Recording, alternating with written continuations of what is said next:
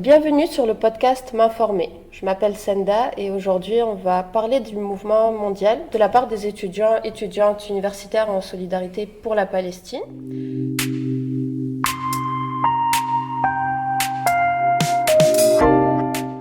Premièrement, pourrais-tu te présenter? Oui, bonjour Senda et merci encore une fois pour l'invitation. C'est toujours un plaisir vraiment de contribuer à élargir un peu la réflexion autour de la question palestinienne. Donc pour me présenter, mon nom c'est Safa Achebi. Je suis étudiante à l'UQAM en sociologie et à la fois je suis militante, je m'identifie en tant que militante décoloniale. Effectivement, aujourd'hui on va parler du mouvement de la part des étudiants et étudiantes en solidarité pour la Palestine, comme tu l'as mentionné par rapport à ton militantisme. Est-ce que tu peux nous parler de l'association de l'UQAM en solidarité avec la Palestine? Oui, effectivement, parce que pour peut-être compléter aussi la première question, parce que je fais aussi partie de le groupe étudiant Solidarité avec les droits humains des Palestiniens et Palestiniennes, qui est un groupe qui existe un peu dans toutes les universités ici à Montréal. Actuellement, il est dans les quatre universités, McGill, Concordia, UDM et UQAM. Et nous, en fait, on existe, ça fait environ 8 ans à l'UQAM. Notre rôle principal, c'est vraiment de faire avancer la question ou la lutte palestinienne, sensibiliser, informer et aussi, surtout, impliquer et responsabiliser l'université euh, envers cette question, surtout au niveau des complicités qui peuvent être possibles dans certaines collaborations avec Israël. Euh, ce qu'on a fait aussi, ce qu'on fait donc concrètement, on fait des ateliers par exemple d'information, ce qu'on appelle Palestine 101. C'est un atelier à peu près de 2 heures où on fait une présentation sur l'historique surtout, d'aller vers avant même 48 un peu jusqu'à aujourd'hui, parce que parfois on a du mal à vraiment comprendre, surtout que plusieurs personnes ont découvert un peu cette histoire assez récemment. Donc on essaie de revenir un peu dans l'histoire pour faire le lien aussi avec ce qui se passe aujourd'hui, parce que ce qui se passe aujourd'hui à Gaza, et qui a connu vraiment une certaine couverture assez large au niveau mondial, ça se passe déjà bien avant le 7 octobre. Et c'est important vraiment de donner un peu quelques outils de compréhension par rapport à ce projet colonial. On fait aussi également des projections de films, bien sûr, des discussions, des conférences, et on a des campagnes également sur lesquelles on fixe un objectif. Par exemple, le plus récent, peut-être, c'était l'adoption de la campagne BDS, euh, où on voulait vraiment que les instances principales à l'UQAM adoptent ce mandat. Et il s'agit vraiment de boycotter. En fait, BDS, c'est boycott des investissements, sanctions. Et pour avoir un rapport assez éthique surtout en termes de partenariat, relations, donc on a poussé que ça sera adopté partout, surtout dans les associations étudiantes, comme vu que nous on considéré comme une association étudiante, un groupe étudiant, c'est pas officiellement, juridiquement en tout cas, du terme, on n'est pas une association, mais par contre il y a à l'UQAM cette association étudiante facultaire.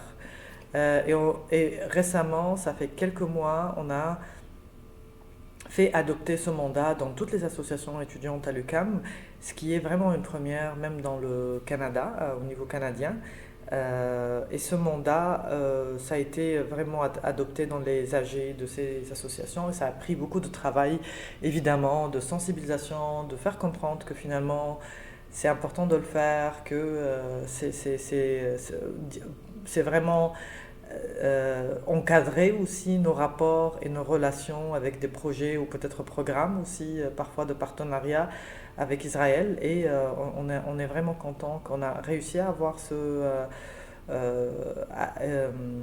accompli un peu cette mission et c'est pour ça que là on travaille sur une autre campagne qui nous permet d'aller plus loin que les associations étudiantes parce que pour nous on considère que les associations étudiantes représentent la communauté étudiante, mais là on veut responsabiliser encore plus l'administration et d'autres acteurs qui ont plus du pouvoir et qui agissent beaucoup plus de façon plus directe avec Israël. Donc on travaille maintenant sur une autre campagne qui viserait plutôt la commission des études qui représente de façon paritaire plusieurs acteurs comme l'administration, professeurs, étudiants, chargés de cours. Et c'est une instance qui représente l'ensemble de la communauté universitaire. Donc on a déjà fait une pétition, jusqu'à maintenant on a atteint 600 signatures et on sensibilise pour que on arrive le plus tôt possible à la faire adapter par là et ce qui vraiment va créer vraiment pour l'UQAM un cadre beaucoup plus rigoureux à ce niveau en termes de relations et collaboration avec Israël. Voilà, c'est un peu les chantiers qu'on a et ça continue évidemment avec d'autres choses peut-être qu'on abordera plus tard avec le campement et tout. Oui. C'est déjà admirable tout le travail que vous avez fait depuis le début. Quand tu parles de l'association étudiante, tu l'as mentionné à travers les initiales. Tu as dit SDD, quelque chose? SDHPP. Est-ce que c'est les initiales de quoi? SDHPP, c'est nous.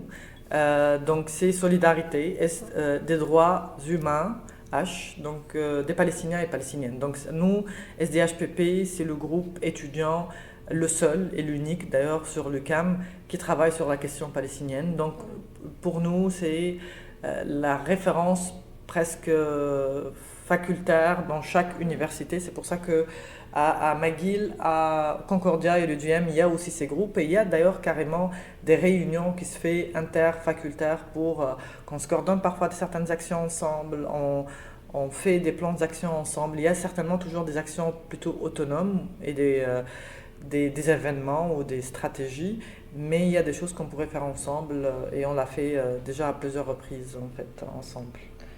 Donc depuis la création de cette association, vous avez toujours été en faveur de la Palestine, donc tu as dit depuis 8 ans, ça a toujours été ça l'objet c'était de le la mandat. lutte. Okay. C'était le mandat d'ailleurs depuis 8 ans certainement, que le mandat BDS à ce moment-là, c'était pas aussi peut-être acceptable comme aujourd'hui.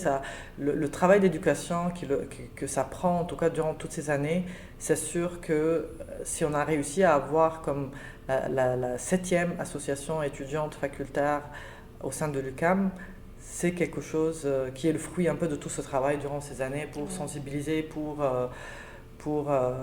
faciliter un peu cette prise de position. Ouais, je comprends. Non, c'est vraiment impressionnant tout ce que vous avez fait. Pour poursuivre là-dessus, est-ce que des personnes non étudiantes peuvent participer aux actions de votre association?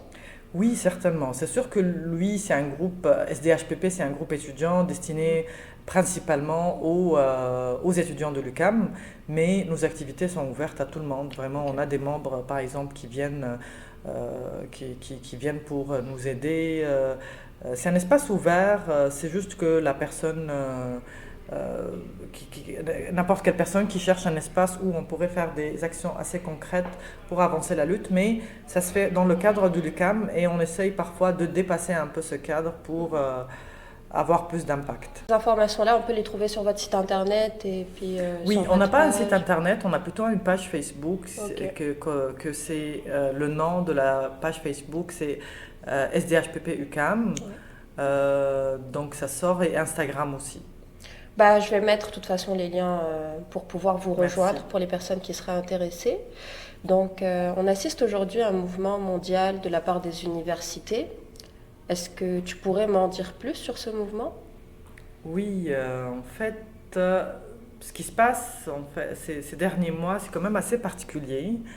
Et c'est intéressant, je trouve qu'il fallait la voir parce que déjà, on est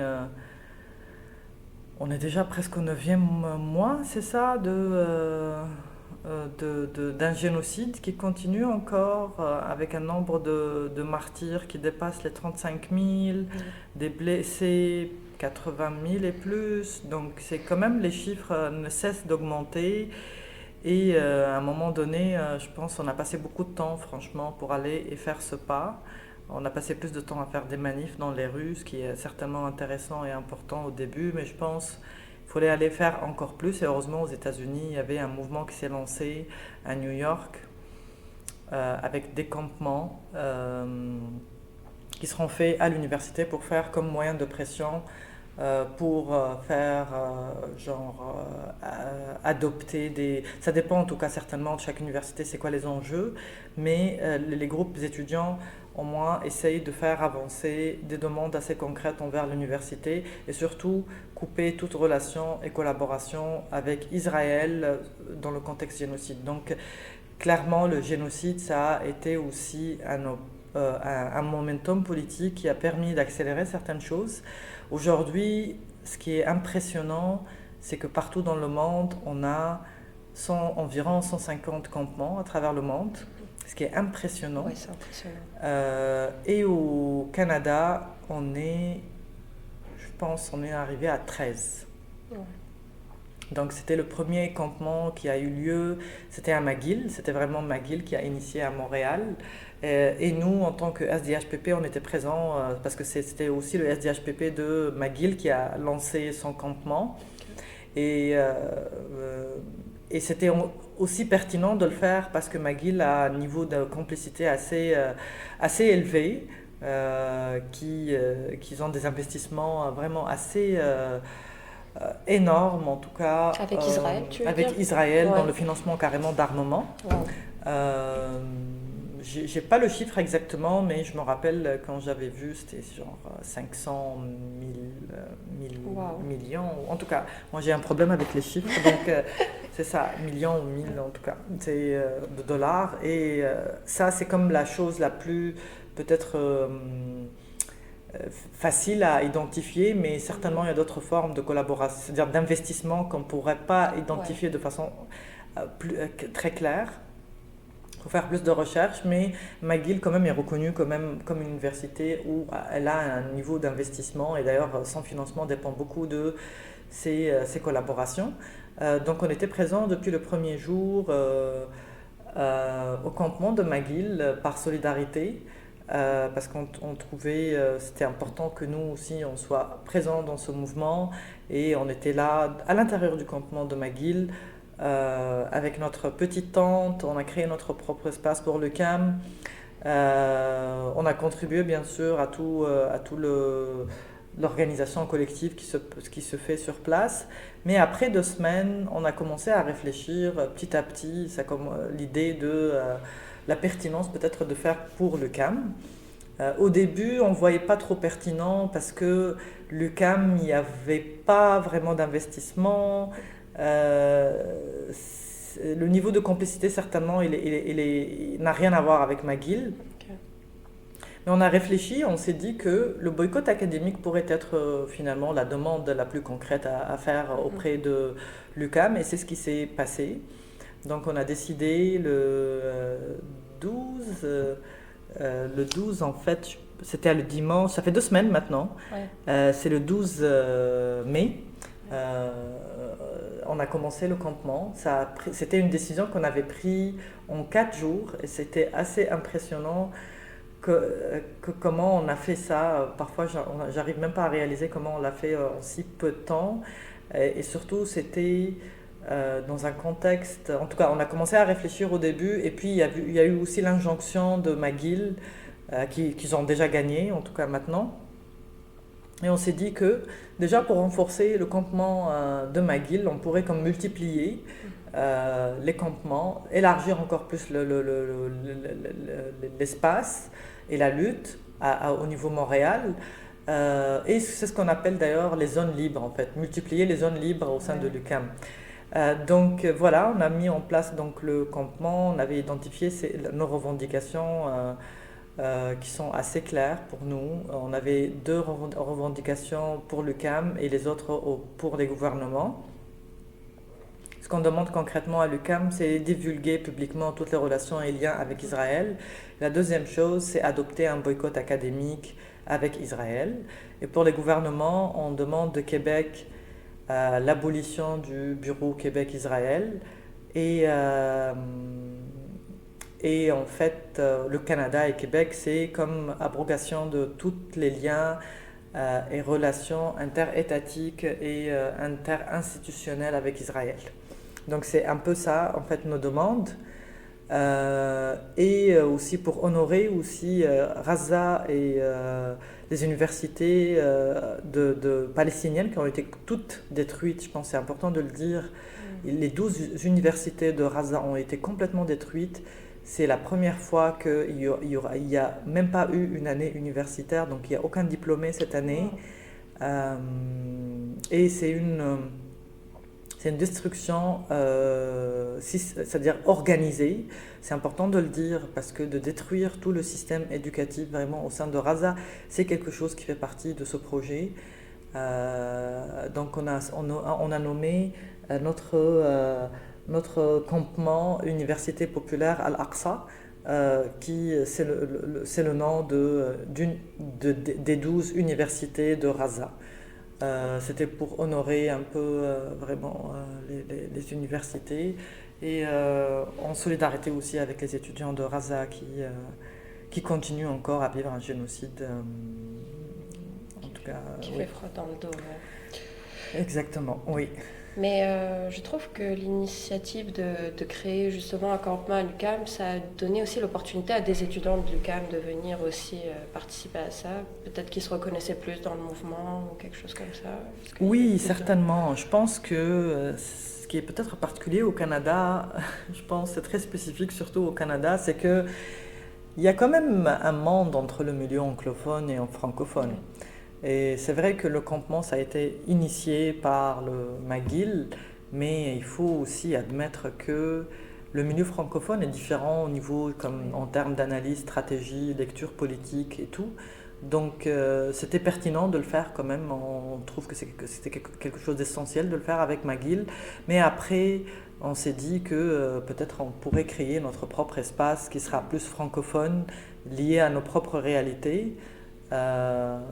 Et aussi parce que McGill par exemple c'est bien évidemment les AG, tout ce qui se passe à l'intérieur ça se passe en anglais donc on voyait quand même la limite un peu de ça auprès des étudiants et des jeunes francophones parce qu'ils venaient plus à notre tante UQAM, donc on était comme la référence disons pour les personnes qui sont plus à l'aise à parler aussi en français parce que c'est pas quelque chose qui est malheureusement genre à la portée de tout le monde aussi de parler anglais de façon fluide et surtout de mener des discussions politiques en anglais, c'est pas quelque chose d'évident pour tout le monde.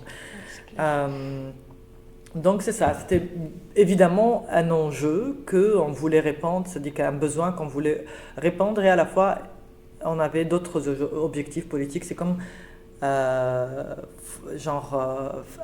des avancées. Au niveau de l'UQAM, on avait déjà la campagne que j'ai mentionnée tout à l'heure par rapport au boycott académique. Donc on s'est dit, bon, ça serait peut-être l'occasion de monter la pression et accélérer un peu la réalisation un peu de cette campagne. Et franchement, on pense que c'est sûr que ça fait beaucoup de pression et on est en train de travailler pour que ça soit fait dès que possible, en tout cas avec le campement. Ouais. Voilà.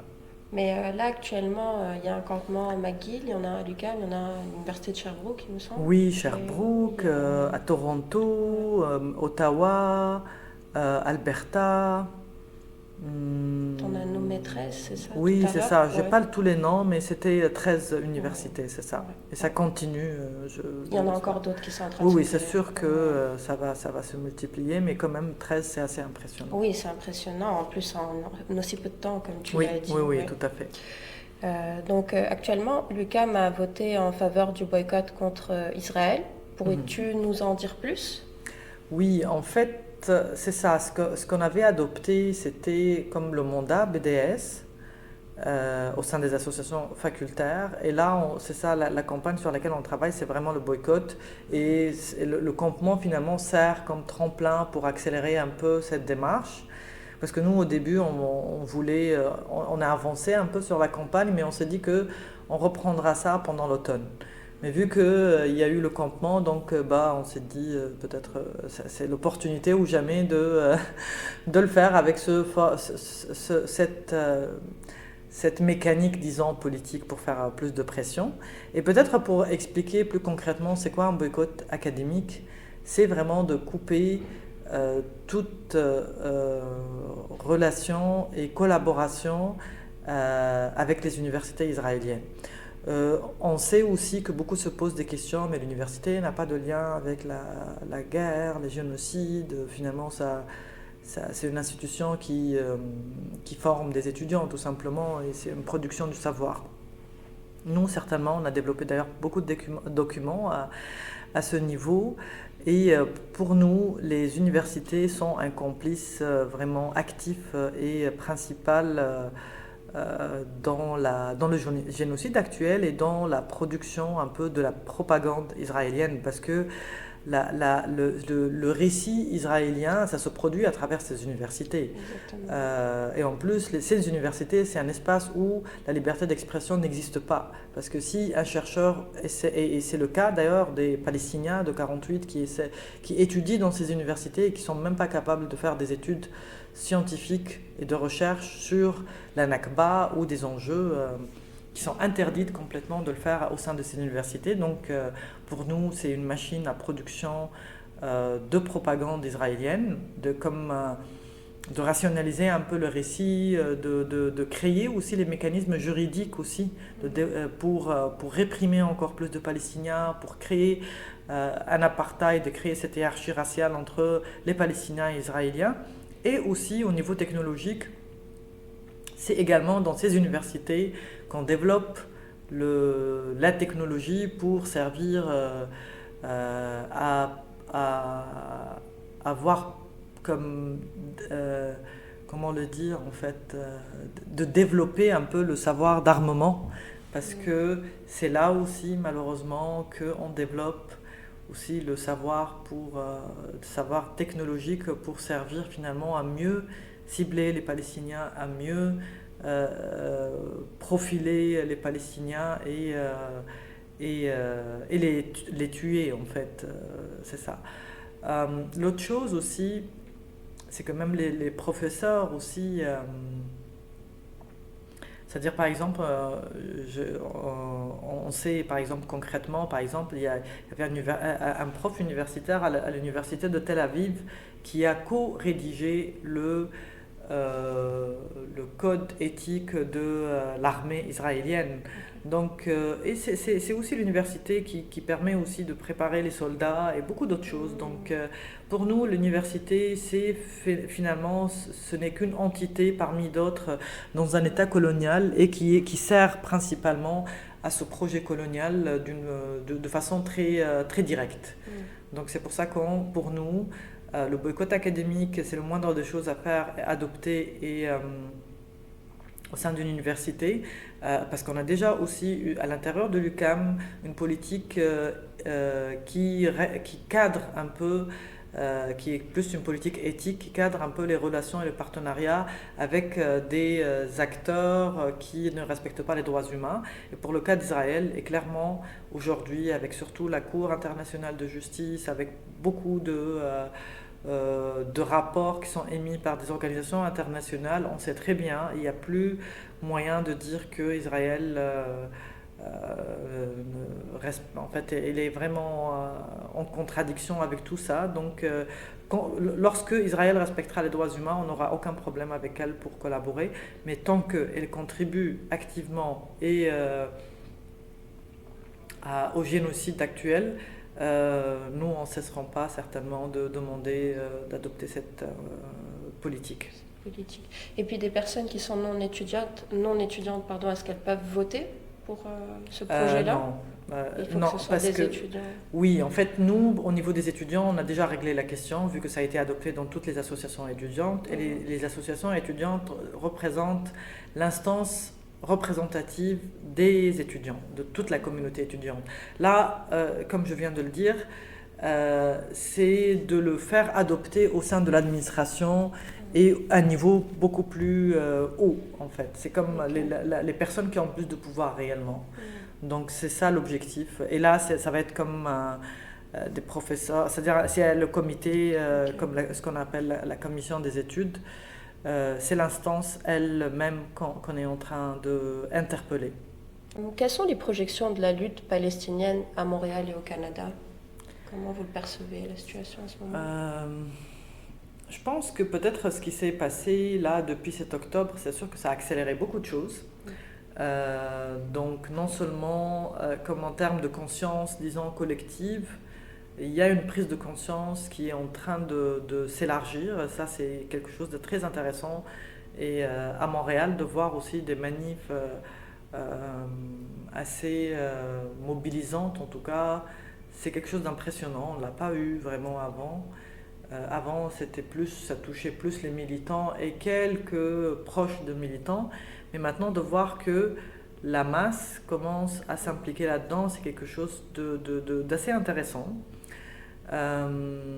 C'est sûr que là, il y a beaucoup de questions se posent. Qu'est-ce qui pourrait se faire après les campements?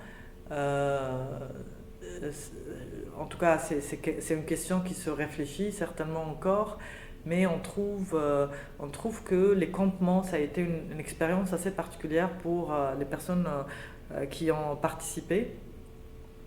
Parce que le campement, c'est pas simplement juste un campement et genre faire des demandes, mais c'est un espace politique où il y a tout un apprentissage politique au niveau de développer ou de faire avancer certaines réflexions. Il y a des discussions politiques, il y a des ateliers, on présente des ateliers. Le fait aussi de gérer un espace de façon collective, dormir, passer toute la journée là-bas, gérer la bouffe, gérer comme toute la gestion quotidienne, c'est aussi un apprentissage accéléré finalement. Et nous, on considère que l'université populaire Al-Aqsa et tous les campements en tout cas, c'est une continuité de l'université. C'est une autre forme d'apprentissage qui est plus populaire et qui essaye de transmettre un peu, c'est-à-dire de créer une autre génération qui se politise et qui prendra aussi une relève par la suite pour d'autres luttes. Parce qu'il ne faut pas oublier que,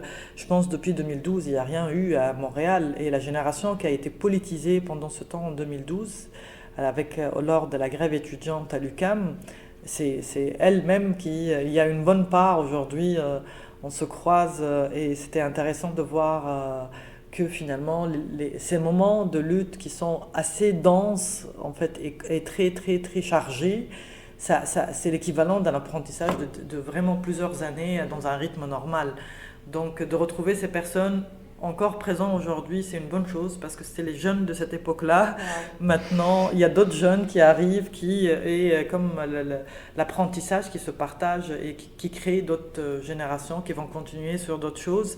Donc moi je dirais que c'est sûr que la lutte palestinienne aujourd'hui à Montréal, elle s'est imposée et elle ne pourrait pas reculer, c'est-à-dire que les avancées qui se sont réalisées aujourd'hui sont vraiment assez importantes et que la lutte palestinienne va continuer et va aller plus loin et peut-être, en tout cas elle s'est radicalisée aussi parce que le campement c'est une forme de radicalisation aussi de lutte. Et on espère que ça continue à se radicaliser sous d'autres formes. En tout cas, c'est ça l'objectif. L'objectif surtout, c'est de faire, tant qu'on n'exerce pas un rapport de force, tant qu'on ne fait pas de pression, c'est que ça veut dire que notre lutte est inefficace. Mais il faut toujours garder en tête que si la lutte juste elle est là pour marquer juste une simple présence, c'est qu'il faut se poser des questions sérieuses sur sa propre stratégie. Et je pense que les campements représentent comme un virage très intéressant pour faire autant de pression, en tout cas au niveau de l'espace public et les pouvoirs concernés. Tu as mentionné tout à l'heure la grève étudiante qui avait eu lieu en 2012. Est-ce que tu penses que ça a impacté positivement justement aujourd'hui parce qu'il y a eu comme un vote pour une injonction, la police qui est arrivée, tout ça? Est-ce que le fait qu'il y ait eu cette grève et que ça avait un petit peu mal tourné à ce moment-là, est-ce que justement ça comment dire, a eu un impact positif dans le sens où la police avait peut-être Ah eu oui, moins certainement. En tout cas, 2012, ça a transformé beaucoup de choses, hein. Non seulement, comme je viens de dire, c'est comme politiser et créer une nouvelle génération. D'ailleurs, si on voit aujourd'hui le chef du parti de gauche, en tout cas Québec solidaire, Gabriel Nadeau-Dubois, c'est le fruit un peu de cette génération, de cette politisation. Et à la fois, il y a eu une grande répression à cette époque-là. Il y a eu beaucoup d'organisations de droits qui sont mobilisées pour renforcer encore plus le droit de manifester d'étudiants. Il y a beaucoup de balises qui ont été mises en place depuis ce temps-là pour garantir ce droit. Et je pense ce qui peut-être aujourd'hui un peu fragilise un peu la position ou de la police ou c'est que c'est vraiment ces balises qui ont été mises en place. On verra certainement parce que nous maintenant aussi au campement on a eu une injonction. On va savoir dans 2 jours c'est quoi la décision. Mais c'est sûr que il va y avoir beaucoup d'apprentissage à faire de ce qu'on est en train de faire et juste l'injonction en soi c'est un apprentissage et je trouve que c'est intéressant parce que la radicalisation aussi de l'État ou de l'acteur avec qui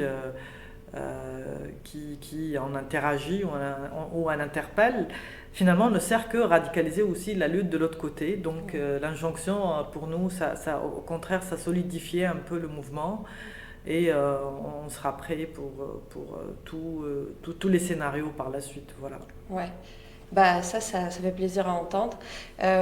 Si jamais le campement n'existe plus, vous allez continuer vos activités, tout ça, on pourra toujours continuer à participer. Oui, certainement. À l'UQAM, c'est sûr qu'on va continuer. On verra après cette phase assez importante, c'est quoi les objectifs qui seront atteints.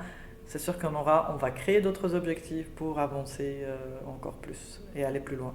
En espérant qu'il y ait une fin de ce génocide, qu'il Oui, n'y aurait même plus besoin. on l'espère vraiment. Ouais. Exact. Bah, je te remercie énormément, ça fait de nous avoir parlé de ton association et de toutes tes activités, ton militantisme.